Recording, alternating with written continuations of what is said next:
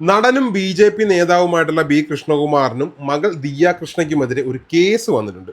Case എന്താണെന്ന് വെച്ച് കഴിഞ്ഞാൽ ദിയ കൃഷ്ണയുടെ ഷോപ്പിൽ വർക്ക് ചെയ്തുകൊണ്ടിരുന്ന പെൺകുട്ടികളെ തട്ടിക്കൊണ്ടുപോയി അവരുടെ നിന്ന് പണം തട്ടിയെടുത്തു എന്ന് പറഞ്ഞിട്ടാണ്. ഇവർക്ക് അതിൻ്റെ ആവശ്യകതയുണ്ടോ? ഒരു വലിയ സെറ്റപ്പൊക്കെ അല്ലേ?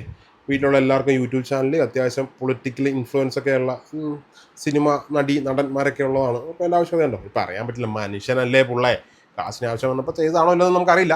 അപ്പോൾ എന്തായാലും ഇവരിതിന് എക്സ്പ്ലനേഷൻ കൊടുത്തിട്ടുണ്ട്, ന്യൂസ് ചാനൽസിനൊക്കെ എക്സ്പ്ലനേഷൻ കൊടുത്തിട്ടുണ്ട്. ആ എക്സ്പ്ലനേഷനിൽ ഇവർ പറയുന്നത് എന്താണെന്ന് വെച്ച് കഴിഞ്ഞാൽ, ഈ ഷോപ്പിൽ വർക്ക് ചെയ്തുകൊണ്ടിരുന്ന പെൺകുട്ടികൾ ഷോപ്പിൻ്റെ QR കോഡ് വർക്ക് ചെയ്യുന്നില്ല എന്ന് പറഞ്ഞ് അവരുടെ QR കോഡ് കാണിച്ച് കസ്റ്റമേഴ്സിൻ്റെ കയ്യിൽ നിന്ന് പൈസ ഒരുപാട് തട്ടിയെടുത്തു എന്നാണ് ഇവർ പറയുന്നത്. അത് കണ്ടുപിടിച്ച് ഇവരെ വീട്ടിൽ വിളിച്ച് ക്വസ്റ്റ്യൻ ചെയ്തു.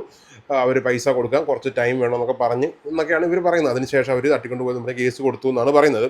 പക്ഷേ ഇവരെ പറയുന്ന കൂട്ടത്തിൽ തുക പറയുന്നുണ്ട്, അതാണ് അങ്ങോട്ട് ഡൈജസ്റ്റ് ആകുന്നത്.